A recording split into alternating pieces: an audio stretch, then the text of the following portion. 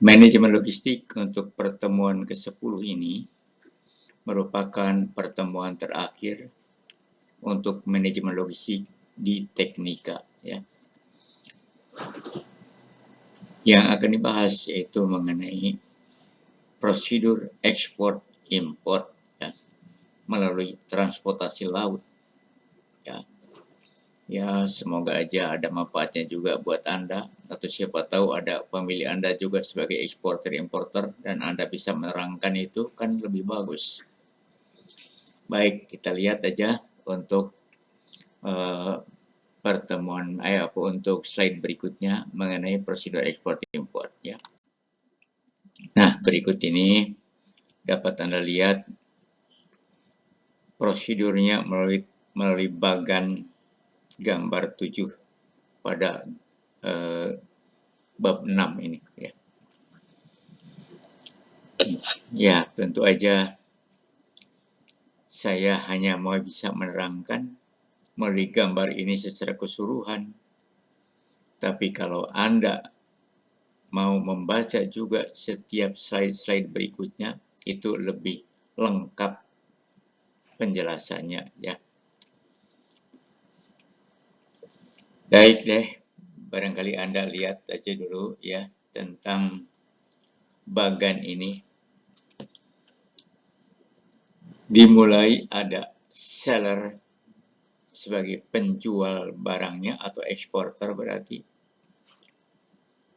Lalu ada buyer sebagai pembeli berarti importernya.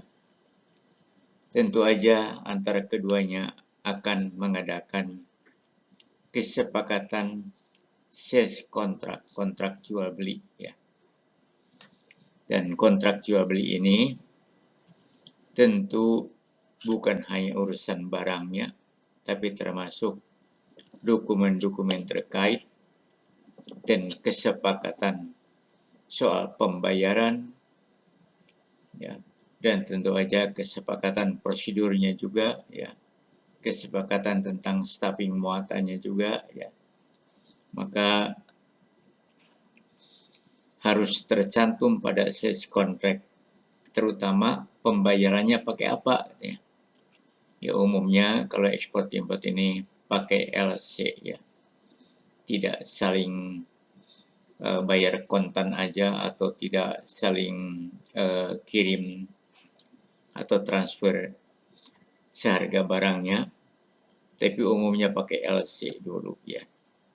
Bahwa nanti kalau LC-nya sudah diterima oleh eksporter, maka tentu aja akan dengan senang hati melaksanakan prosedur ekspornya karena merasa pasti akan dibayar, ya. Di pada prosedur LC ini sebagai importer atau buyer itu akan menghubungi bank devisa di tempat importernya. Ya, anggap aja lah misalnya kita ekspor dari Indonesia ke Jerman, ke Frankfurt. Berarti sebagai importer akan menghubungi issuing bank atau bank devisa yang ada di negaranya.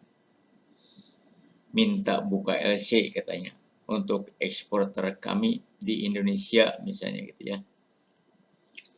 Tentu aja issuing bank dengan senang hati, karena bagaimanapun antar bank devisa di seluruh dunia ini harus ada saling kerjasama dalam urusan penerbitan LC maupun urusan pembayaran terkait urusan LC-nya. Maka issuing bank di Frankfurt itu akan order kepada bank devisa di Indonesia. Misalnya kita anggap aja sebagai advising banknya Bank BNI gitu, ya. Tapi mungkin eksporter usul, Pak, bagaimana kalau melalui Bank BRI aja? Karena kami lebih sering berhubungan dengan BRI gitu, ya. Nah, tentu tidak keberatan sebagai advising Bank BNI juga untuk mengalihkan kepada Bank divisa BRI ya. Nah, sehingga sebagai nominated bank, bank yang ditunjuk tentu akan menerbitkan LC bagi seller atau bagi eksporternya. Setelah eksporter memperoleh LC tentu dengan senang hati akan melaksanakan prosedur ekspornya. Dan tadi sudah ada sales kontrak jual beli, termasuk pembayarannya katanya tadi dengan LC. Maka karena udah ada kontrak jual beli, sekarang udah ada kepastian bahwa akan dibayar lagi sebagai eksporternya, tentu eksporternya akan mengurus prosedur untuk mengapalkan muatannya ke Jerman tadi. Maka dimulai sebagai seller atau eksporter tadi akan mengajukan PEB kepada Bea Cukai, pemberitahuan ekspor barang. Dan Bea Cukai juga kalau memang barang-barangnya diizinkan untuk ekspor, ya tidak keberatan untuk mengiyakan prosedur ekspornya, mengekspor barang tersebut ya ke Jerman. Karena sudah disetujui oleh oleh BRI tadi, oleh banknya, maka tentu aja sebagai eksporter akan berhubungan untuk proses stampingnya, itu menghubungi SGS Surveyor untuk menyatakan bahwa barangnya apa tuh yang dimasukkan ke dalam peti kemas ini. Juga mengundang Bea Cukai. Bea Cukai juga karena tadi sudah memperoleh PEB dan sudah menyetujui barang-barang yang diekspornya, maka berdasarkan data tersebut dia periksa daftar yang telah dinyatakan oleh SGS Surveyor. Dan kalau ternyata juga cocok jenis barangnya, jumlahnya yang di stamping tadi ya dengan yang terdata dalam permohonan izin untuk mengekspor. Kalau udah cocok ya udah berarti Bea Cukai juga menyetujui untuk proses stamping tersebut, bahkan Bea Cukai sendiri yang menyuruh untuk menutup peti kemasnya dan disegel. Nah, setelah disegel berarti Bea Cukai juga akan menerbitkan fiat muat, ya, izin muat. Tentu aja sebelumnya juga sebagai eksporter ya udah minta izin ekspor setelah tadi memperoleh persetujuan dari Bea Cukai melalui PEB-nya. Berarti sekarang udah punya izin ekspor, udah punya fiat muat dari Bea Cukai gitu ya. Bahkan sudah ada pernyataan dari SGS juga. Tentu aja begitu ada pernyataan dari SGS bahwa memang tidak keberatan barangnya diekspor, barang-barang tersebut, maka itu juga harus dinyatakan kepada importernya bahwa kami udah dapat persetujuan dari SGS dan juga dari Bea Cukai, sehingga Anda juga siap-siap untuk menerima muatan nanti dan kami akan siap mengapalkan kepada shipping. Tinggal kontak kepada shipping, shipping juga setuju untuk bawa barangnya misalnya ke Hamburg, ke Jerman. Tinggal menentukan kapan tuh boleh dibawa masuk ke dalam pelabuhannya. Tentu yang mengajukan untuk ditumpuk di pelabuhan ya shipping ya. Karena shipper tadi kan udah kontak kepada shipping dan shipping juga sudah menyetujui untuk boleh mengapalkan ke kapalnya. Nah, sekarang kalau udah mau tiba kapalnya, ya ditentukan kapan boleh dibawa masuk ke dalam pelabuhan. Dan itu tadi saya sudah bilang bahwa shipping yang mengajukan perizinan untuk numpuk itu.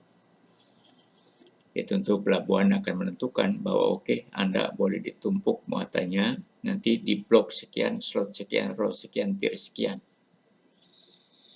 Nah, sehingga kalau begitu memang udah seharusnya boleh dibawa masuk ke dalam pelabuhan. Ya, biasanya shipper kontak kepada JPT kelas C atau pertuading kelas C untuk mengurus pengangkutannya memasukkan ke dalam pelabuhan.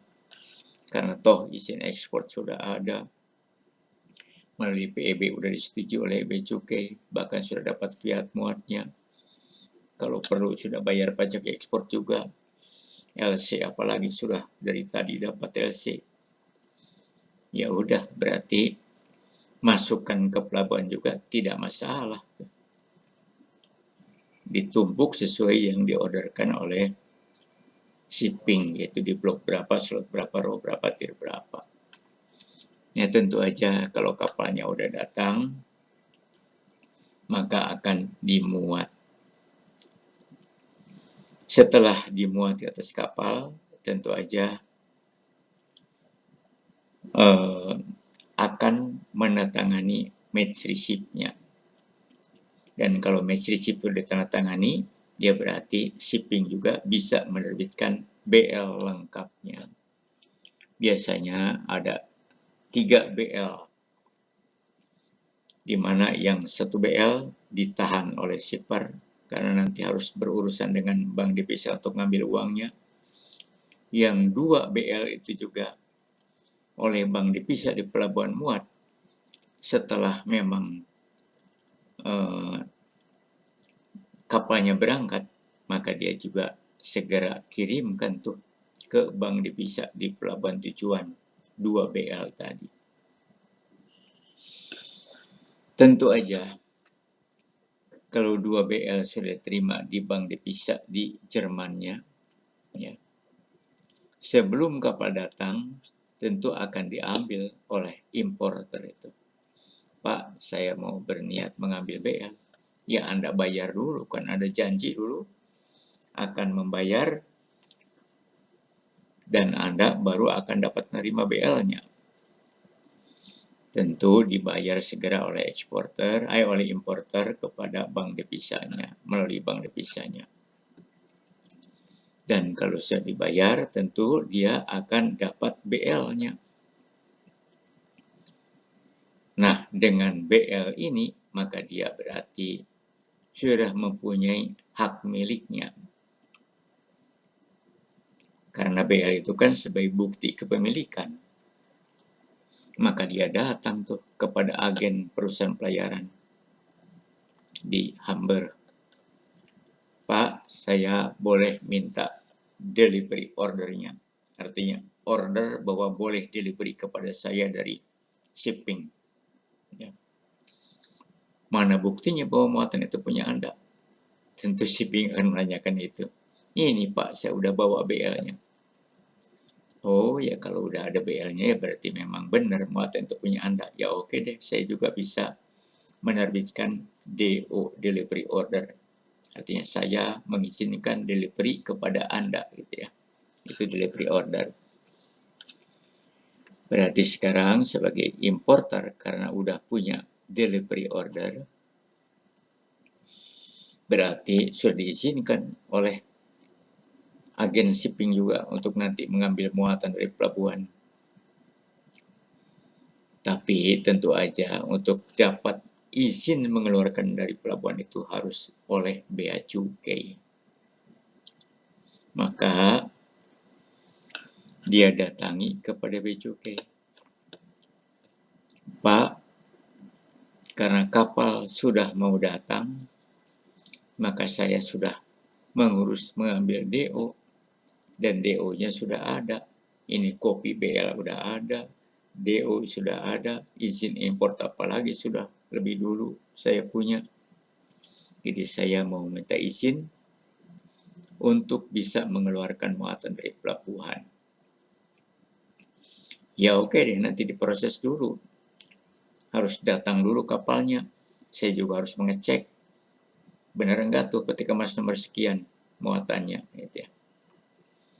Dan kalau memang udah kapalnya datang, maka berarti Bea Cukai juga udah dapat menyiapkan izin mengeluarkan muatan dari pelabuhan karena importernya udah melengkapi segala macam dokumennya, bahkan udah membayar bea masuk juga ya kepada negara.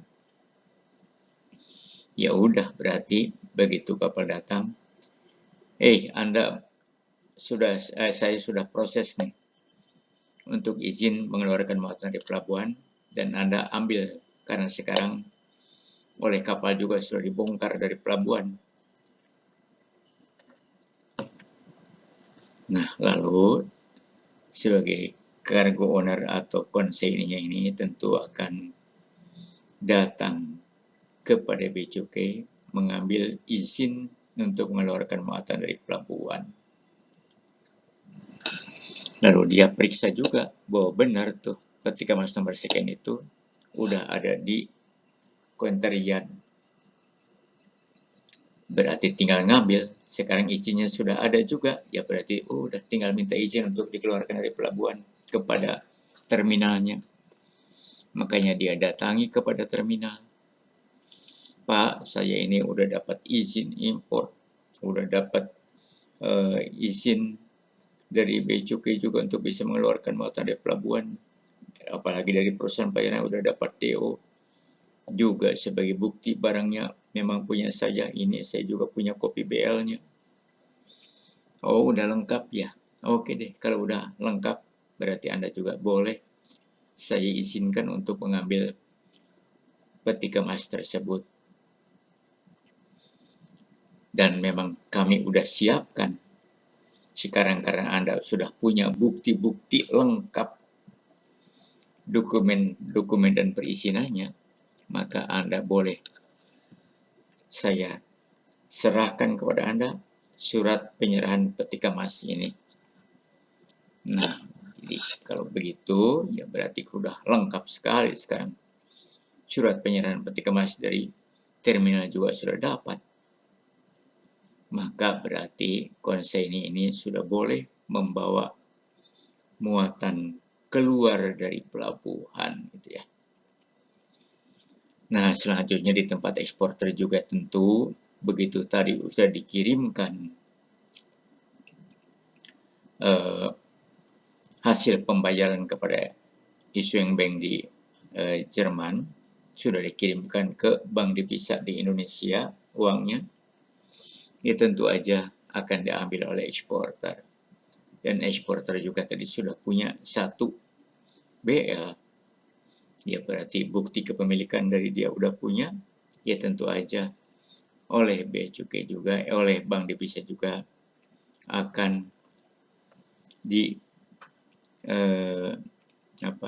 akan diizinkan mengambil uangnya seharga barang yang diekspornya itu ya. Demikian, tentu aja untuk gambar-gambar berikutnya itu merupakan penjelasan bagi Anda. Oleh karena itu, karena saya sudah menjelaskan melalui gambar ini, paling saya hanya intisarinya dari masing-masing slide berikutnya itu ya. Nah, jadi untuk diketahui ya oleh Anda juga bahwa bank itu ada bank devisa. Bank devisa itu di seluruh dunia sudah saling bersepakat untuk kerjasama tentunya. Sehingga mudah sekali untuk urusan pembayaran, untuk urusan pengiriman BL gitu ya. Karena antar bank devisa di seluruh dunia pasti bekerja sama, antar pihak pasti saling percaya. Kantor perdagangan, yaitulah yang mengizinkan untuk ekspor dan impor, ya tentu di pelabuhan muat ya untuk ekspor. Tapi ya ada catatan dikit pada Kementerian Perdagangan itu, paling tidak harga barang yang diekspornya itu harus dinyatakan dalam commercial invoice. Artinya jangan sampai harga barang itu lebih mahal daripada yang diekspor oleh Burma, Thailand, dan lain-lain. Sebab kalau lebih mahal, bisa-bisa nggak ada yang mau ekspor lagi nanti kemudian, nggak ada yang mau import lagi di kemudian hari. itu dinyatakan oleh commercial invoice. Kantor bea cukai juga tentu aja harus mengizinkan untuk dimuat atas kapal. Makanya tadi pertama memperoleh pemberitahuan ekspor barang dulu. Dan kalau disetujui oleh bea cukai, ya berarti sudah disetujui. Makanya tinggal membandingkan nanti bagaimana hasil pernyataan oleh SK Surveyor, apakah cocok dengan pemberitahuan ekspor barang. Kalau sudah cocok, berarti bea cukai juga dapat menerbitkan fiat muat, ya. Tentu aja dokumen-dokumen penting yang lainnya, ya tadi LCBL sudah saya kemukakan tadi, dan perusahaan pelayaran sebagai penerbit BL, tentu itu juga harus segera berhubungan dengan bank devisa untuk bisa mengirimkan BL tersebut ke bank devisa di Jerman tadi. Perusahaan asuransi ya terlibat juga karena kemungkinan barangnya ada yang rusak atau gimana, tentu ada proses klaim, ya. Supaya sebagai surveyor, yaitu ya tadi sudah saya kemukakan bahwa SK Surveyor di Indonesia ini PT Sukopindo, ya. Tapi tidak cukup oleh SK Surveyor saja, karena harus dinyatakan oleh bea cukai fiat muatnya, gitu ya. Oke, jadinya sepintas ya garis besarnya aja, karena intinya prosedurnya kan udah saya terangin tadi, ya. Antara shipper dan consignee tentu harus bersepakat, tadi saya bilang udah ada sales contract, gitu ya. Bahkan pembayarannya juga udah sepakat dengan LC, gitu. Tentu aja berdasarkan kesepakatan ini, maka akan bisa menerbitkan tadi PEB dan lain-lain yang udah saya terangkan tadi. Importer juga sama di pelabuhan tujuannya harus mengajukan kepada bank devisa untuk buka LC. Juga proses stamping sudah saya terangin tadi bahwa harus oleh SK Surveyor dinyatakan barangnya apa, diperiksa lagi oleh bea cukai. Kalau cocok barangnya bahwa itu, ya udah bea cukai akan menerbitkan fiat muat, ya. Tentu aja harus ada izin dulu untuk ekspor tadi, yaitu makanya tadi ke Kementerian Perdagangan dapat izin ekspor, dapat fiat muat dari bea cukai juga, izin tumpuk di konteriat. Itu tentu tadi sesuai yang udah saya terangkan tadi, ya. Nah, dengan pengaturan muat tentu diatur oleh BUP kalau di kita di Indonesia ini, ya. Setelah muat dan dimuat, ya tentu aja akan tanda tangan di match receipt, dan selanjutnya perusahaan pelayanan akan menerbitkan BL lengkapnya, di mana 2 BL tadi akan 3 BL akan dimasukkan ke bank devisa, 2 BL akan dimasukkan ke bank devisa untuk kemudian dikirimkan ke Jerman, yang 1 BL lagi dikasihkan kepada shipper, karena shipper nanti waktu mengambil uang harus berurusan dengan bank devisa melalui BL juga, ya. Oke.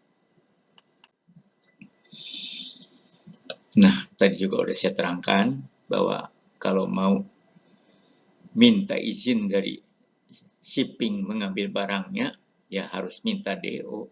Udah ada izin delivery dari dia, berarti dapat DO. Selanjutnya tentu dapat berurusan dengan kepabeanan untuk urusan mengeluarkan muatan dari pelabuhan. Dapat berurusan juga dengan terminal supaya dapat surat penyerahan peti kemas, ya. Tapi tentu untuk itu semua ya harus melengkapi dokumennya dulu. Izin muat dari bea cukai sudah, bayar bea masuk sudah. Kemudian juga izin impor dan lain-lain apalagi sudah itu. Berarti kalau diperlihatkan sudah lengkap semua, maka terminal juga akan menyerahkan surat penyerahan peti kemas. Berarti boleh delivery kepada dia, kepada konsinyenya. Nah, itulah saya terangkan secara singkat aja, karena secara panjang lebarnya tadi sudah saya terangkan pada gambar prosedur ekspor impor, ya. Ya, sebagaimana biasanya, ya diakhiri juga dengan soal latihan lah. Kalau untuk ATT 1, soal latihan pertemuan ke-10 ini berarti yang terakhir, gitu ya. Nah, Saya harapkan aja bahwa Anda semua sudah mempelajari semua dan sudah mengisi soal latihan. Tapi tidak hanya itu. Kalau nanti mau UAD juga ya pelajari lagi tuh. Apa yang sudah Anda jawab itu, sehingga nanti begitu Anda jumpai pada UAD, ya insya Allah akan dapat menjawab seluruhnya. Ya paling tidak 70% lah. Dengan 70 aja berarti udah lulus gitu ya. Saya kira itu kalau udah semuanya dari manajemen logistik untuk KTT 1 hanya sampai dengan bab 10 ini, berarti udah seluruhnya saya jelaskan, seluruhnya juga ada soal latihannya. Maka saya akhiri pertemuan ini, semoga bermanfaat bagi Anda.